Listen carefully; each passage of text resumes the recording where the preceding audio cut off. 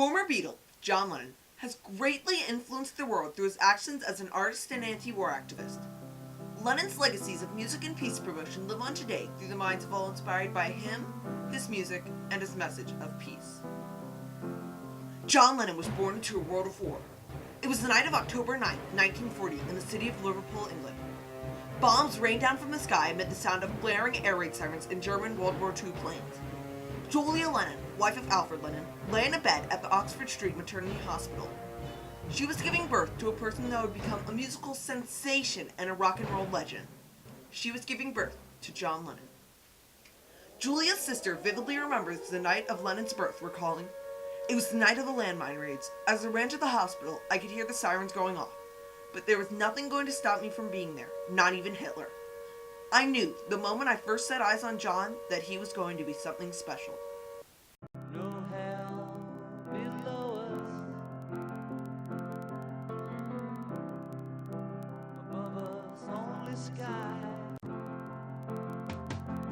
John Lennon's childhood was a constant war between his parents. At the age of 5, Lennon's parents split up after a nasty argument, after which Lennon was sent to live with his Aunt Mimi. At the age of 11, John Lennon attended the Corrie School, where he was introduced to the music of Elvis Presley and Bill Haley. Inspired by American rock and roll, John Lennon decided to learn how to play music. With some of his schoolmates, John Lennon formed a band called the Corrie. At one of the band's many performances, John Lennon was introduced to Paul McCartney, an impressive guitarist who was later invited to play with the Corrie. In 1958, George Harrison, another accomplished guitarist, joined the Corrie. Due to the fact that Lennon was no longer in the Corrie School, the band's name was changed to the Beatles. Tragedy struck in 1958 when John Lennon's mother was run over by an off-duty policeman on her way to visit him. This death caused Lennon very intense grief and greatly influenced his later music, including the songs Mother and My Mummy's Dead. In August of 1962, when gas was 31 cents a gallon, Ringo Starr joined the Beatles, and with John Lennon, Paul McCartney, George Harrison, and Ringo Starr, the Beatles were complete. Also in August of 1962, John Lennon married Cynthia Powell, who would bear his first son and whom he would later divorce in 1968. The Beatles soon began touring around the world. After touring in France, the Beatles traveled to America, where 3,000 screaming fans awaited them.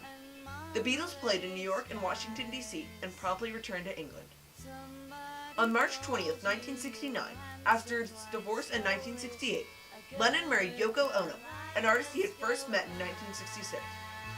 Recalling her first meeting with Lennon in 1966, Yoko Ono said, "I thought he was a beautiful man."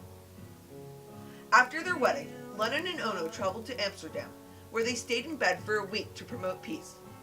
When asked what it was like to participate in a bed-in, Yoko Ono said, "It was very rewarding." The bed-ins allowed Lennon, as Anthony Fawcett, John Lennon's personal assistant, said, use all of his influence as a Beatle as a public figure. Now, however, the Beatles were drifting apart. Finally, on December 31st, 1970, the Beatles broke up. The Beatles were no longer the Beatles, and the dream was over.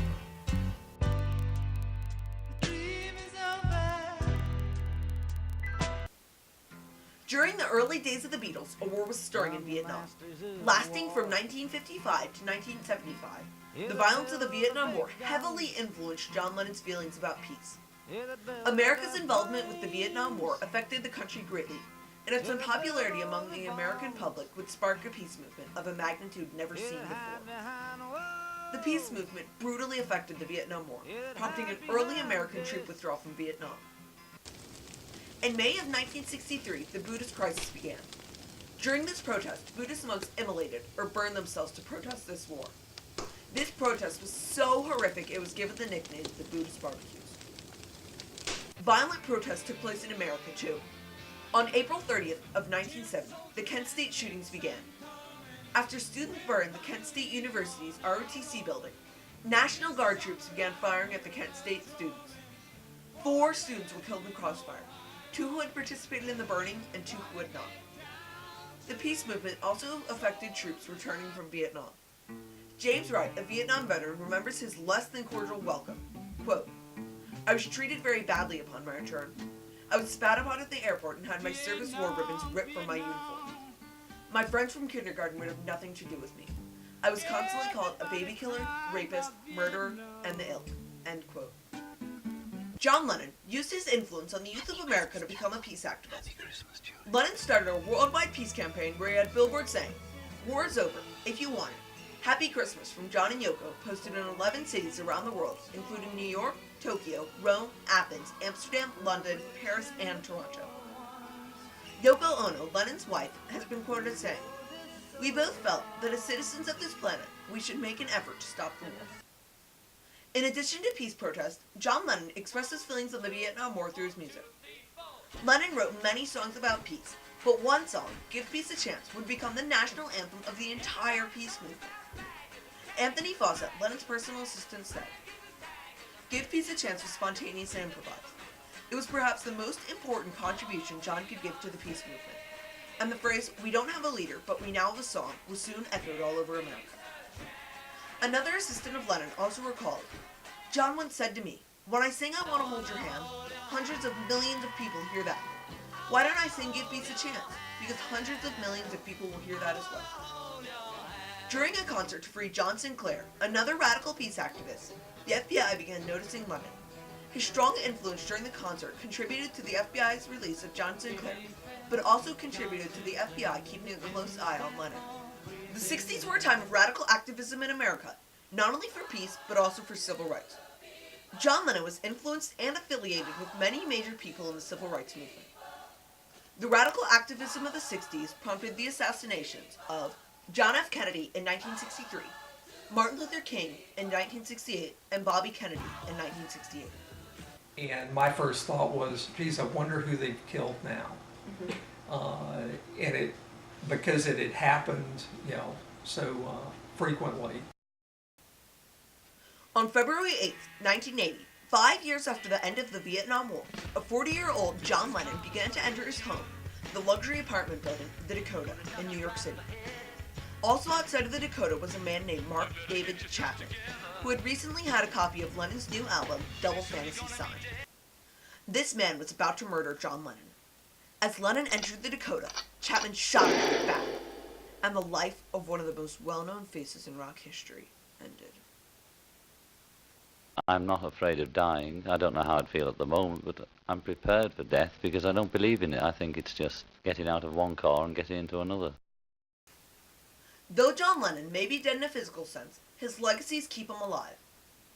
Lennon has created many different types of legacies, spreading all of the way from music to peace. John Lennon's song "Imagine" has been played numerous times at the New Year's celebration in New York City, and "Imagine" was played out of the Liverpool Cathedral's bells. Lennon's music has also inspired many bands that continue Lennon's legacies. John Lennon also left a legacy through his life and accomplishments. Lennon appears on a commercial for a laptop that did not even exist at the time of his death. He also received the Lifetime Achievement Grammy Award and was inducted into the Rock and Roll Hall of Fame for his solo work. In Liverpool, England, there's an airport called the Liverpool John Lennon Airport that is dedicated to John Lennon. There is also a John Lennon Museum located in Japan. Ben & Jerry's has created an ice cream flavor in memory of Lennon entitled "Imagine World Peace." Also, on Cold Case, a popular primetime television series, a mental patient was featured who listened to Lennon's music as a form of therapy. Across from the Dakota is a section of Central Park that is dedicated to Lennon called Strawberry Fields. Another park dedicated to Lennon is the John Lennon Park, located in Havana, Cuba. In Prague, there is a wall called the John Lennon Peace Wall. This wall is covered in graffiti inspired by Lennon. John Lennon's memory lives on today through his fans. Every year, on the anniversary of Lennon's death, mourners flock to New York City, where they sing songs and mourn over John Lennon's death. Lennon's second wife, Yoko Ono, carries on his legacies by spreading his message of peace through the Imagine Peace movement. Born into a world of war, John Lennon was a very influential person that made many different types of legacies. By his actions as a Beatle in the late 50s and 60s, Lennon made legacies of music. By his actions as a peace activist during the Vietnam War, Lennon made legacies of peace. John Lennon has made a great influence on the world through his actions as an artist and anti-war activist. His legacies of music and peace promotion live on today through the minds of all inspired by him, his music, and his message of peace.